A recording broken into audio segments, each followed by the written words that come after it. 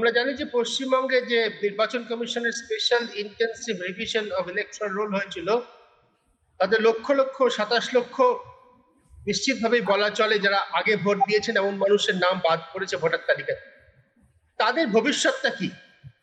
ইতিমধ্যে রাজ্যে নতুন সরকার গঠিত হয়েছে এবং আমরা জানি যে ডিটেনশন সেন্টার, হোল্ডিং সেন্টার বলা হচ্ছে আমাদের রাজ্যে, সেখানে সেরকম জেলায় জেলায় সেগুলো তৈরির বন্দোবস্ত করা হয়েছে এবং সর্বশেষ খবর হচ্ছে ইতিমধ্যে মুর্শিদাবাদ জেলাতে 3 জনকে হোল্ডিং সেন্টারে পাঠানো হয়েছে গতকাল রাত থেকে আজকে সকালে।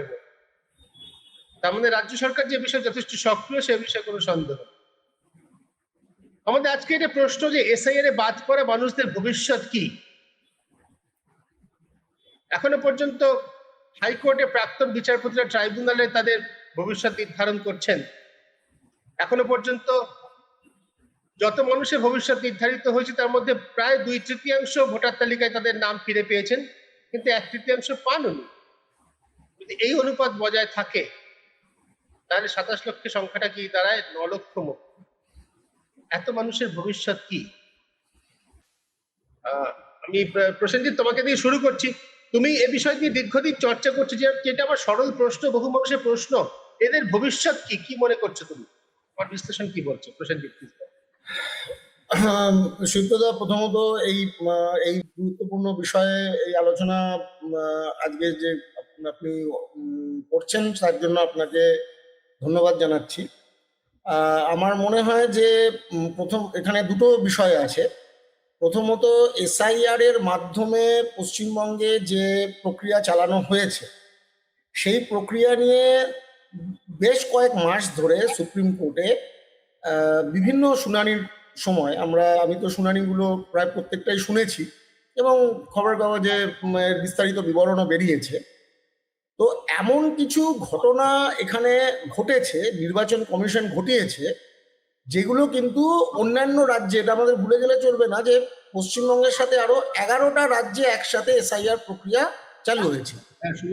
হ্যাঁ, তো একসাথে 11টা পশ্চিমবঙ্গ সহ 12টা রাজ্যে একসাথে এসআইআর প্রক্রিয়া রাজ্য এবং কেন্দ্রশাসিত অঞ্চলে চালু হয়েছিল। এবং প্রথম যে ফেজ, এনুমারেশন ফেজ, সেই ফেজের পশ্চিমবঙ্গে যা হয়েছে অন্যান্য রাজ্যের যদি তুলনা করা যায় মোটামুটি একই রকমভাবে অন্যান্য রাজ্যেও এনুমারেশন ফেজে ডিলিশনগুলো হয়েছিল। কিন্তু তারপর থেকেই পশ্চিমবঙ্গের এসআইআর প্রক্রিয়াটা একটা অন্য রকমের মোড় নেয়, বিশেষত জানুয়ারি মাস থেকে। আমি দুটো বিষয় সংক্ষিপ্তভাবে এখানে রাখতে চাই, দুটো তথ্য। প্রথমত, তামিলনাড়ু এবং বিহার এই দুটো রাজ্যের এসআইআর এর যেটাকে বলে এগ্রিগেটেড তথ্য, অর্থাৎ সমস্ত বিধানসভার মিলিত যে তথ্যটা, সেটা এই দুটো রাজ্যের ক্ষেত্রে আছে। তো যেটা দেখা যাবে সেটা হচ্ছে যে তামিলনাড়ুতে ফার্স্ট ফেজে যে ডিলিশন হয়েছিল তা প্রায় ছিল 97 লক্ষ। বিহারেও ফার্স্ট ফেজে 60 লক্ষের ওপরে, বোধহয় 64 না 65 লক্ষ আমার যতদূর মনে আছে প্রথম ফেজে বাদ গেছে। সেই তুলনায় পশ্চিমবঙ্গে প্রথম ফেজে বাদ গেছিল 58 লক্ষ, অর্থাৎ কম এই দুটো রাজ্যের তুলনায়। তারপরে যখন ক্লেমস এন্ড অবজেকশনস এর ফেজ আসে তখন যদি দেখেন তুলনা করে, তামিলনাড়ুতে প্রায় 27 লক্ষ নতুন করে ভোটার অ্যাড করা হয় এবং তার মধ্যে অনেকেই ওই 97 লাখের মধ্যে যারা ভুলবশত বাদ পড়েছিলেন তাদের একটা বিশাল বড় সংখ্যা আছে। তাহলে নেট যে সংখ্যাটা, সেই সংখ্যাটা তামিলনাড়ুতে কমে চলে আসে ওই 73-74 লক্ষ। বিহারেও আপনারা জানেন যে সেই 65 লক্ষ পরে প্রায় 20-25 লক্ষ 6 নম্বর ফর্ম ভরানো হয় এবং নেট সংখ্যাটা 47 লক্ষের কাছাকাছি আসে। পশ্চিমবঙ্গে কিন্তু এখান থেকে ঠিক উল্টোটা হয়। এখানে 58 লক্ষ প্রথমে হয়, তারপরে সেটা বেড়ে দুটো কারণেই বাড়ে।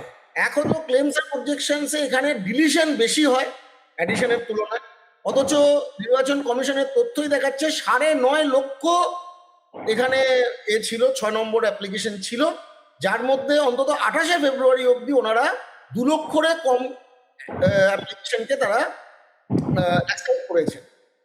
অথচ ডিলিশনের ফিগারটা ফেব্রুয়ারি মাসের মধ্যে 5.5 লক্ষ ছাড়িয়ে গেছিল, অর্থাৎ 58 লক্ষের পরেও তারা নতুন করে আরো 5.5 লক্ষকে করেন। এবং তার সাথে এই লজিক্যাল ডিসক্রিপেন্সি, যেটা একদম ইউনিক, এটা আর কোনো রাজ্যে এটা হয়নি।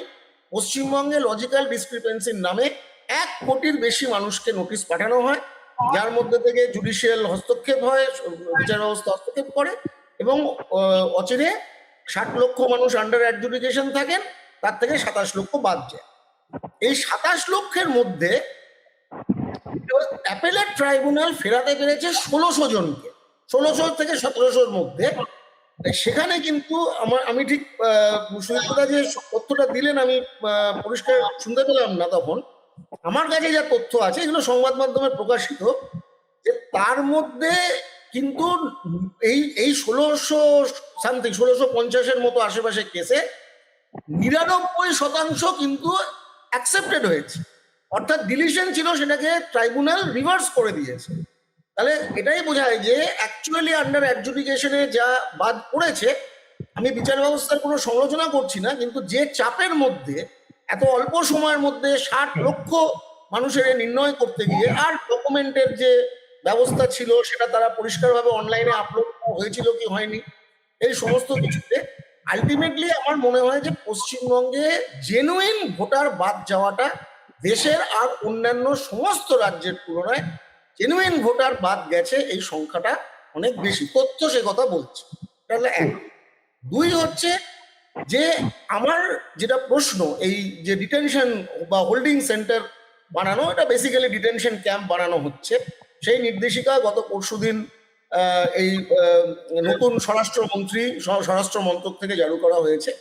তো আমার যেটা প্রশ্ন হচ্ছে যে এটা যে নোটিফিকেশনের বেসিসে করা হয়েছে, সেই হোম মিনিস্ট্রির নোটিফিকেশনটা গত বছর মে মাসে, 1 বছরের পুরনো একটা নোটিফিকেশন, সেটা এখন কেন করার দরকার পড়লো? এবং এটা হঠাৎ করে এসআইআর এ এতজন বাদ গেল। আমাদের এটা মনে রাখা উচিত যে এই এসআইআর বাদ যাওয়ার পরে বিহারেও একই ঘটনা ঘটেছে, পশ্চিমবঙ্গে ঘটেছে। এখনো পর্যন্ত নির্বাচন কমিশন পরিষ্কার করে এটা বলতে পারছেন না যে এই বাদ পড়াদের মধ্যে একজনও অনুপ্রবেশকারী, তথাকথিত অনুপ্রবেশকারী বা বাংলাদেশ থেকে আসা বা বিজেপি যে কথাটা বলছে রোহিঙ্গা, আদৌকেও এর মধ্যে একজনও তাই আছে কিনা তারা কিন্তু বলতে পারছেন না। বিহারের ক্ষেত্রেও তারা পরিষ্কার করে বলতে পারেননি, সুপ্রিম কোর্টকেও তারা বলতে পারেননি। তাহলে হঠাৎ করে এখন এই নির্দেশিকাটা কেন জারি করা হলো? আমার এটা রাজনৈতিকভাবে উদ্দেশ্য প্রণোদিত বলেই আমার এটা মনে হয়।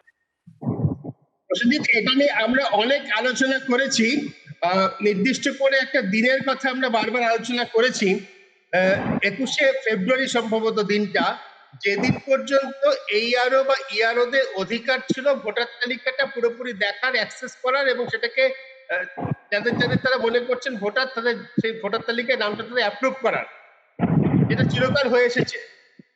পশ্চিমবঙ্গে অনেক অফিসাররা তারা দেখেছেন যে যেদিন রাত পর্যন্ত তাদের হাতে যেগুলো কেস ছিল তারা ক্লিয়ার করে দিয়েছেন, হয়তো কারো হাতে 400, কারো হাতে 600, কারো হাতে 1000 কেস বাকি ছিল, পরের দিন সকালবেলা ঘুম থেকে উঠে দেখেন যখন তাদের অ্যাক্সেস, অ্যাডমিন অ্যাক্সেস চলে গেছে, তখন তারা দেখেন যে তাদের হাতে যে বিচার্য কেস ছিল তার মধ্যে 400 হয়তো তার হাতে বিচার্য কেস ছিল, সেটা বেড়ে গিয়ে হয়ে গেছে 4.5 লাখ। কোথাও একটা যাদের এই কাজটা চিরকাল করার কথা করে এসেছেন, কোথাও একটা কোনো একদিন মধ্যরাতে এই লিস্টটাকে ম্যানিপুলেট করা হয়েছে বলে অনেক সরকারি অফিসাররা মনে করছেন। আমার বক্তব্য, তারা মনে করছে যে এই কাজটা বহু বছর ধরে করেছেন। এটা আমরা অনেক আলোচনা করেছি।